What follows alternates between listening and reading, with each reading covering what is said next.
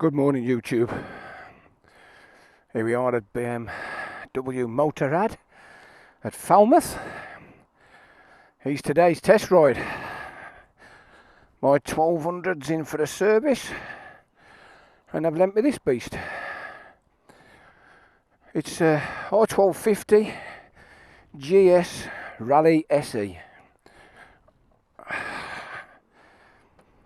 Keyless ride. Push the button. Dash into action.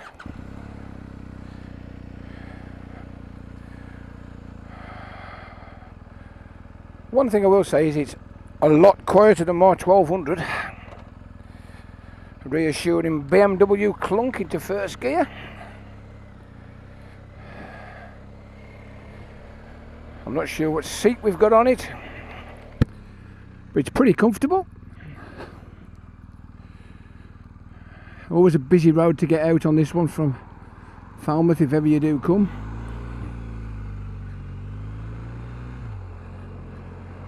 Okay, so here we are.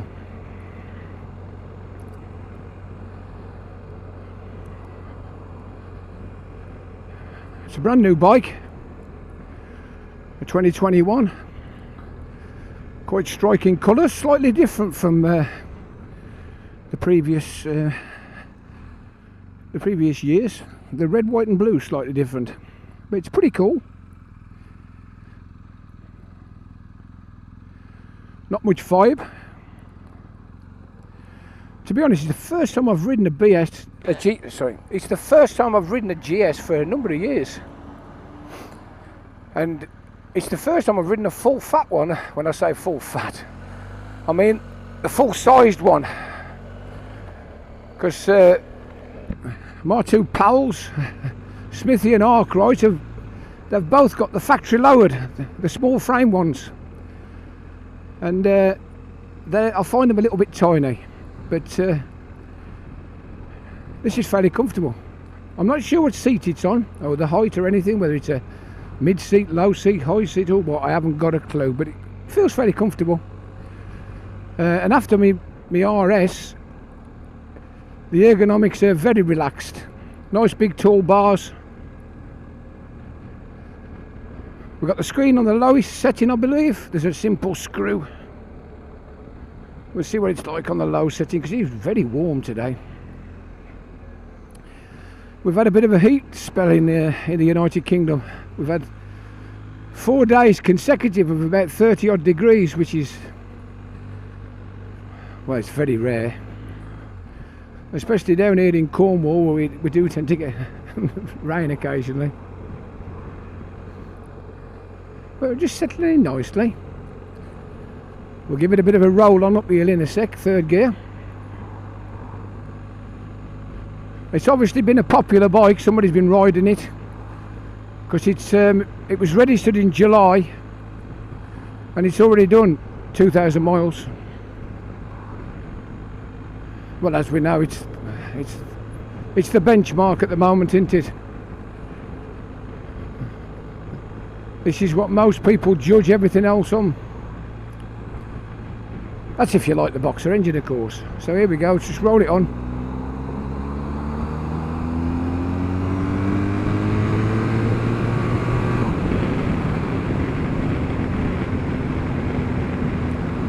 Yeah, plenty of power, plenty of grunt.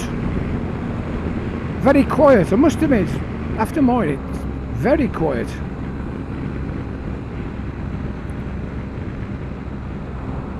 I'm a big fan of the front end, the telly lever and the power lever on these. You don't get much pitching, much rock and roll. The bikes I think they feel planted.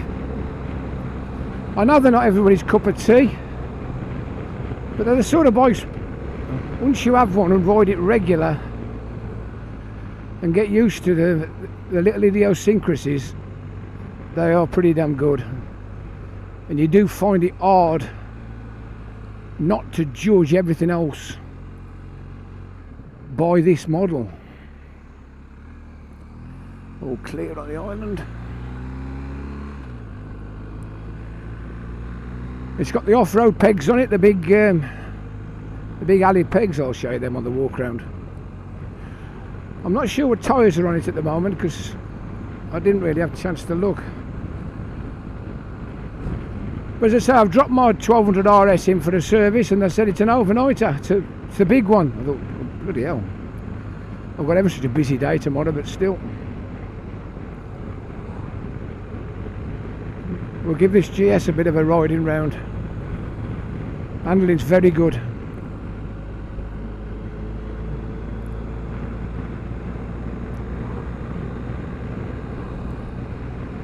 I've never actually owned a GS. I always thought, well, I've always had adventure bikes, put it like that. I've always owned adventure bikes because I've always had bad knees. And once I got my knees sorted, I had new knees, I thought it was time to have something that looked more like a motorbike rather than a big tall rounder off-roader, which is what the GS is. I've had Tigers and Explorers and all sorts. There's not many of the adventure bikes I haven't rode. I haven't ridden the KTMs. It's quite a long way for me to get to a KTM dealership. But I've ridden most of the others. I would say the gear lever's set up for big boots. It's quite high.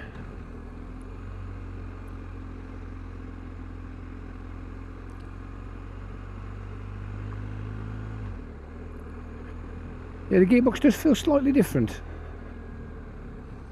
Whether it is the positioning of the lever or whether it's just me, but it does feel quite smooth.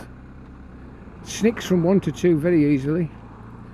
We'll give the quick shifter a test later on. Anyway, there's too much traffic. I'll get back to you in a minute.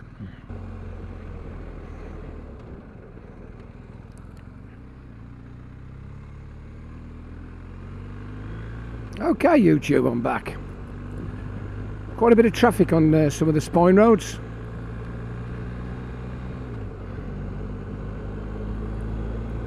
So, third gear. Mirrors are pretty damn good. Same shape as most of the other BMs, but they do seem to sit nice on this GS.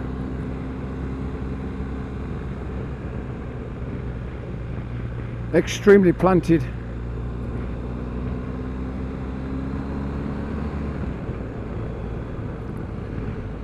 I've not used the quick shifter yet, I've not given it enough beans. But just between third and fourth gear on these nice easy roads gives you a nice, comfortable, easy going feeling.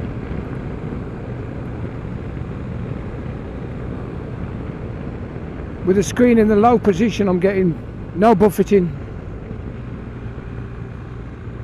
The wind's quite good. Just slow down for this 30. I believe this one's got the Hayes calipers on.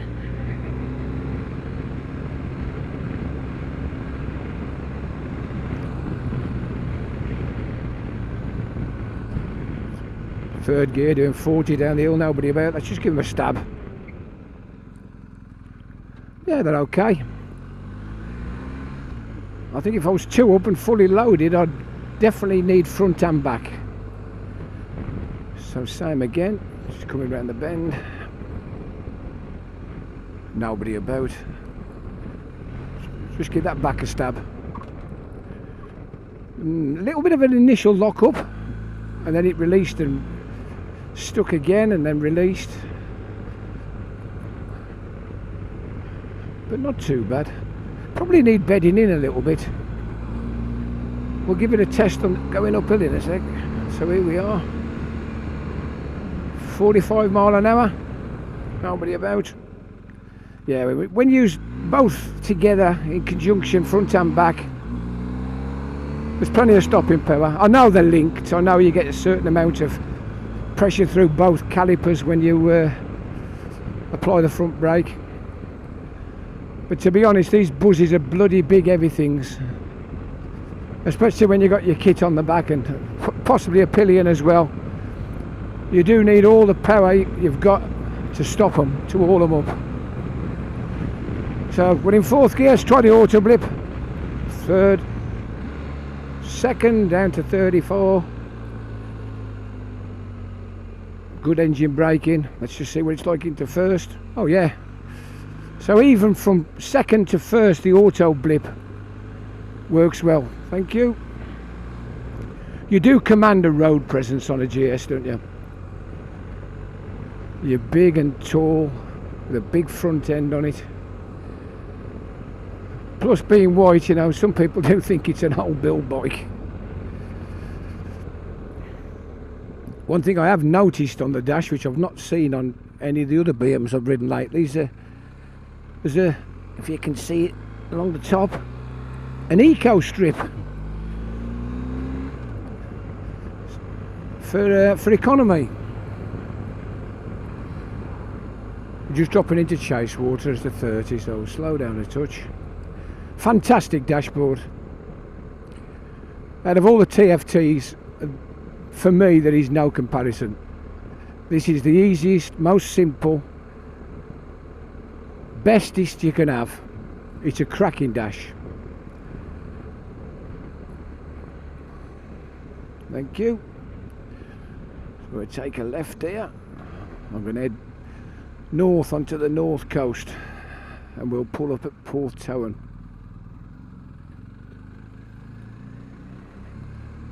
Yeah, they're very easy to manoeuvre, these bikes. Is he coming out? He ain't seen me. Yeah, seen me.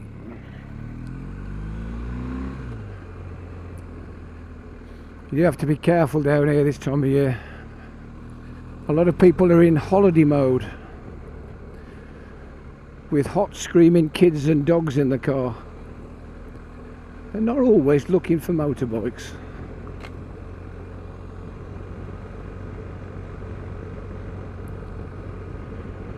So we'll just come out of the shade in a sec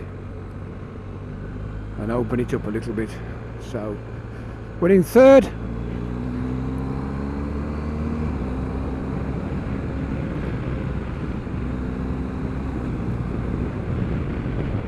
Okay. So the quick shifter, I've been reading on most of the forums, they all say that the quick shifter on the 1250 is better, and I would not argue. It is definitely slightly smoother than on the earlier model, but I always think the term quick shifter implies you to use it when you want to be quick. So you give it a bit of stick and it snicks in lovely. Yeah, I'd say that this GS is probably the nicest quick shifter I've come across on the boxer engines. So it's obviously something that they've been working on and developing, and it does blend in really well with the 1250 engine. The shift cam.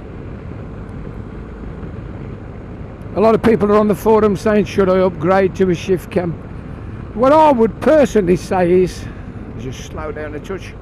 What I would personally say is, if you've got a low mileage Boxer 1200, the water cooled model, until you're ready to change, I don't think you're really getting value. You might as well keep what you've got, use it, put 20,000 miles on it, and then when you change to the shift cam engine. It is definitely better. It has moved on. Well, they all have, haven't they? Every time they develop the boxer engine to the next level, they seem to just make something a little bit better. Like this, it's definitely quieter, it's definitely smoother. I'd say the gearbox is nicer, and the quick shifter definitely smoother. Plus, a lot of the 1250s, well, all the 1250s, sorry, came with the new dash. I'm not interested in connectivity. Down here in Cornwall, half the time you can't get a signal on your phone.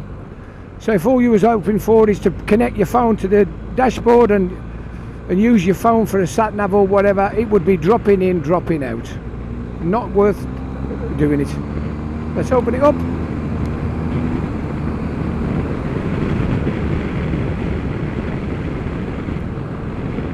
Yeah, lovely and smooth. I'll just wind the screen up as we approach the junction.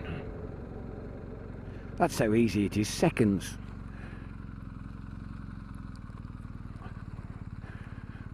Oh, somehow I'm in. Dropping into first gear. So here we go.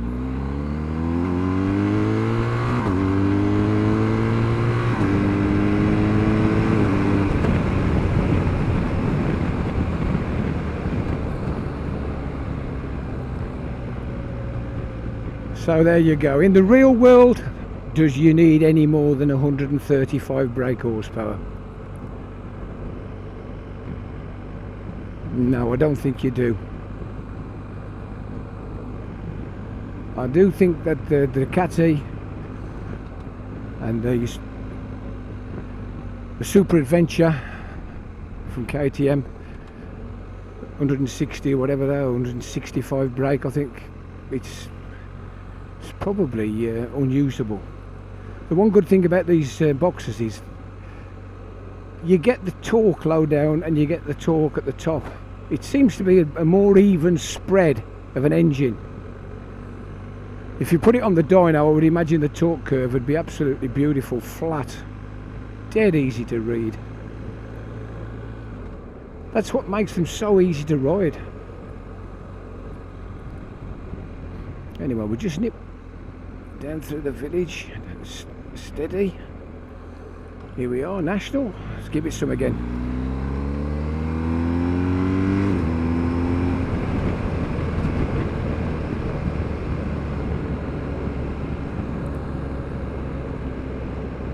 Yeah. Lovely bike. Let's see if they holds it up.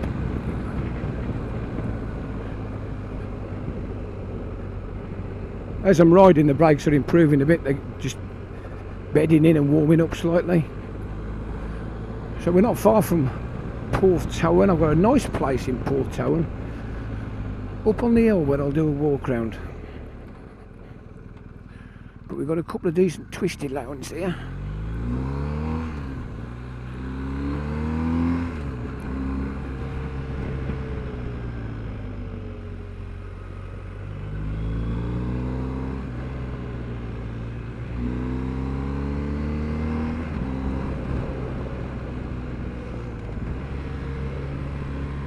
There we go, lovely, isn't it?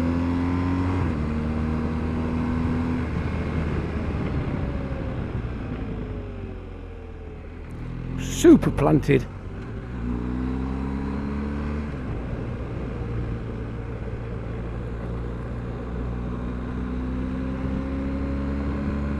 I might even have one of these one day.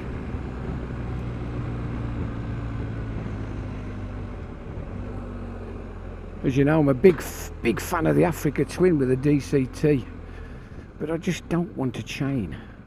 You get used to having shafts, and these are a good shaft. Thank you.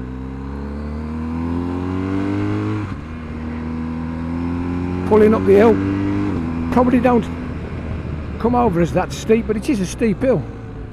So we'll just do a bit of off-roading here.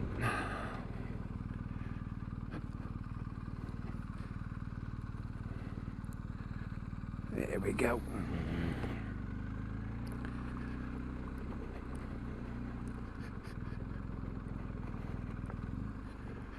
Neutral's not mega easy to find, especially when you're moving. That's it, neutral. Side stands, use the heel. Okay, let's have a look at it. Good morning, YouTube. The Lofty Biker here, on the cliffs overlooking Porthtowan.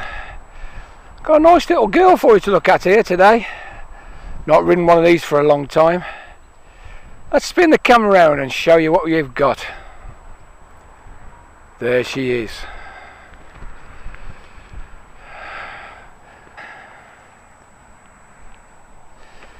The 2021 BMW R1250 Rally SE. What do you think? Slightly different colours to last year. Still a good looking bike.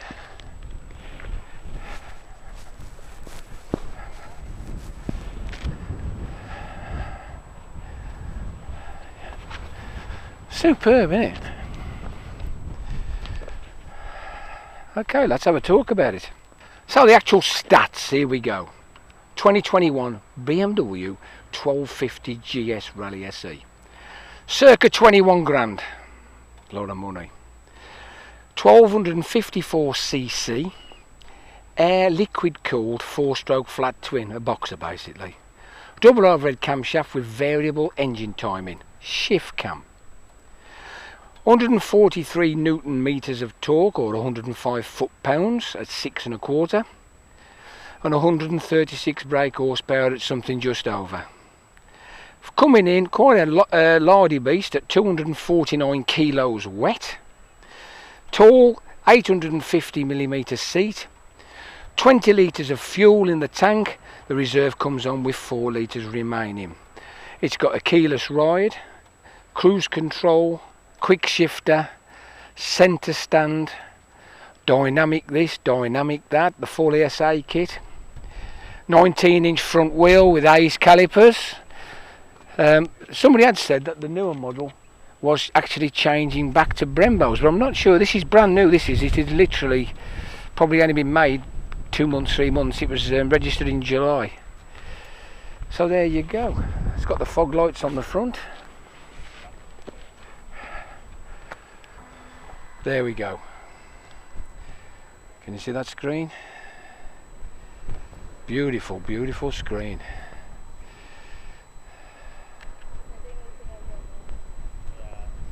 I've got my sat nav on it, of course. I do like a sat nav. This is the standard sat nav. So here we have the up and down, up, down, dead simple, no problem at all. ET grips are on the right, so we got ET grips, mode button, start stop, the SOS. Coming over to the left side, cruise control, lights, hazard warning, menu, suspension setup, simple indicators left and right, horn, and the whiz wheel. And this is your on-off switch for the auxiliary lights. So it's pretty much got everything you'd want. And so let's just have a quick look round. 17 on the rear. Bridgestone battle axes. I've not come across this tread pattern before. Single side swing arm. Centre stand fitted as standard. 19-inch on the front. Same tyres. There's the ACE calipers. It's got pretty much everything you'd want. There's no head guards. There's the lights. Daytime running lights. Nice X. Yeah, good looking bike. Anyway, let's get my helmet on. Have a bit of a go again. So there you have it, YouTube. The GS.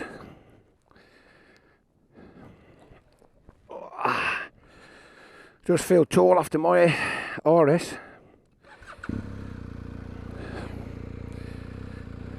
Right, a little bit of off-roading.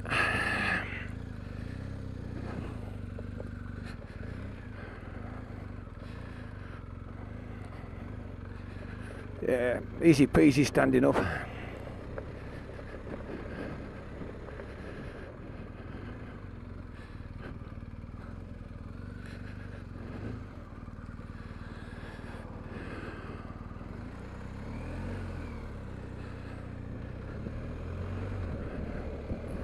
So there you have it, there's the walk round. We've had a bit of a thrash about.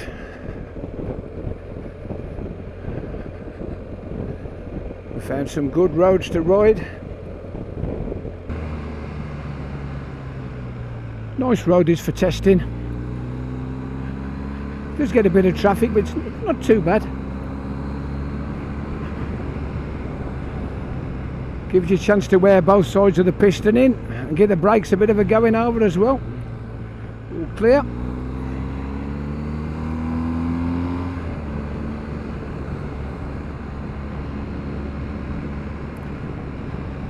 The clutch is very light, and the front end is rock solid.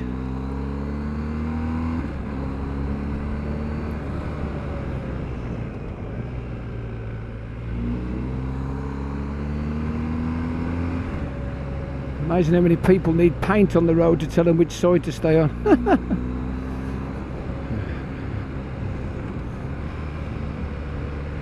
Here we go.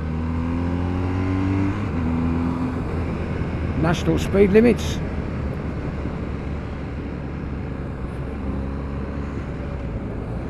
I hope you're getting these pictures. A good sound.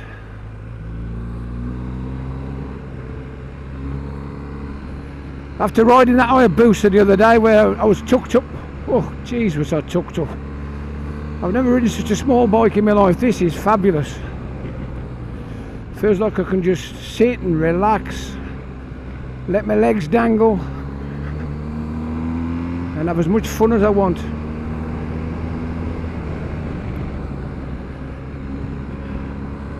I know people have been riding GSs for a long time, and there's thousands of reviews on YouTube, but I couldn't resist once they offered it me. They offered me either this or one of the parallel twins, and I thought, let's go for the GS. The good old tractor, as we call it. So I mentioned this eco thing across the top. I've actually found out that it's part of the mode, so I didn't actually realise this. So with this one you've got Eco, Rain, Dynamic Pro or Enduro. So what we'll do is we'll knock it into Dynamic Pro and we'll just see how much different it is. Oh yeah.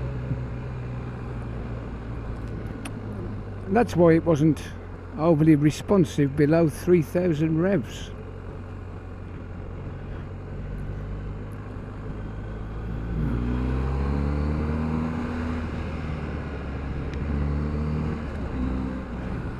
Yeah, you knock it into Dynamic Pro and it livens it up big time.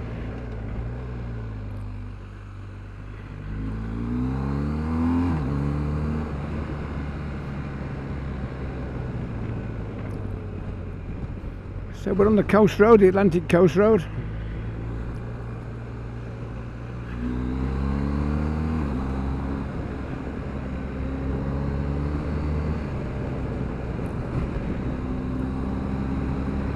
And we're in Dynamic Pro.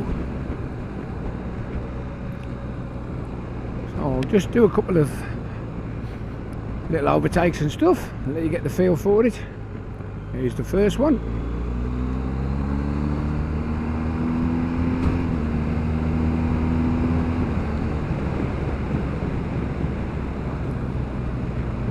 Not bad at all. So we'll just drop it back into Eco. Third gear, 3.5.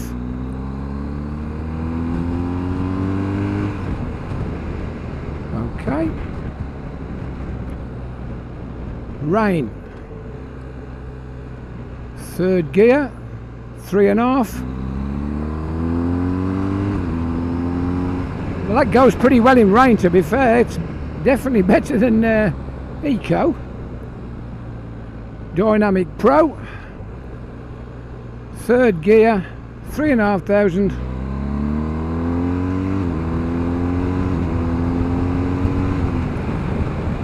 Yeah, that's a bit livelier altogether. We've also got Enduro. Now I think Enduro alters the actual traction control, so we'll just give it a bit of a rip. So third gear, 3.5. Yeah, it's pretty much the same.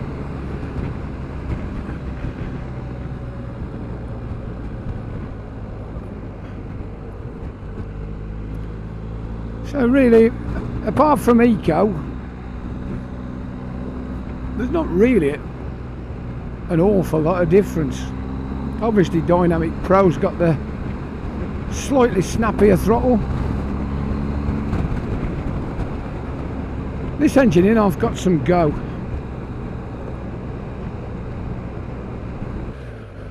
If you've never actually ridden a GS, which I think most people probably have, I'd take one for a ride. Give one a go. Especially if you're quite tall, but that doesn't matter. Even shorties can ride GSs with the factory lowered. The factory lowered knocks over 2 inches off. And you can get a lower seat as well. You can virtually drop it down to a 30-inch inside leg from a 33.5, 34, which is pretty impressive, really. They're very versatile, and they make that many of these bikes that they can afford to keep a big range. So when you think you've got the GS, which is the standard 20 litre, you've got the GSA, which is the big boy, the GS Adventure with the huge petrol tank, God knows how much is in that, knocking on 40 litres I think. But of course it adds 20 kilos of weight, and both of them, the standard GS and the GSA, both come in factory lowered. So you've more or less got 4 sizes of GS. The GSA with the high seat is just huge. Very tall, heavy bike. And of course the factory lowered is quite tiny, really. It's amazing. It's about as low as an RS, which is not bad. So you pays your money and you takes your choice. Because it's the market leader, it's the one everybody wants, they're expensive. And all the bits and pieces, the extras, every little extra, typical BMW, you pay for. Whether you have the comfort package, the dynamic package, the SOS button, the keyless ride, everything is an extra. It is virtually impossible to buy a box standard GS. Nobody has them, they don't even make them, I don't think. You just, when you go in, you specify more or less what you want, and they're built to them specifications at the factory, and it arrives just how you want it with all the little bits and pieces to suit you. So they're very versatile. What I would say is, if you buy a second-hand one, make sure you get the one you want, the size you want. I've known people who didn't even know that they bought the factory lowered. But me being big, as soon as I get on one, I can tell. I sit on my pal Smithy's and it feels like a little tiny Tonka toy, whereas this one feels like a great big massive Tonka toy. And of course my Uncle Tone's got the GSA, but he's a big chap, and that feels, well, gargantuous. So it's time for a coffee at Portreath. I hope you've enjoyed my little video of the 1250 Shift Cam Rally GS. And I'll say thank you very much to Ocean BMW for Falmouth for lending me a bike while mine's being serviced. Although they have started charging, BMW at Falmouth, Ocean, they have started charging now for loan bikes when you go in for a service. If you go for a test ride, it's slightly different, but if you go for a service and you need a bike for the day, it is £20. Quite surprised really when you think how much you're paying for services, but they do tell you before you take the bike away it's £20. But I'll tell you all about my service on my RS in my next video, because I shall be doing a little reprise of the RS. So anyway, so this is the Lofty Biker saying thanks for watching. Ta-ra for now. Ta-ra.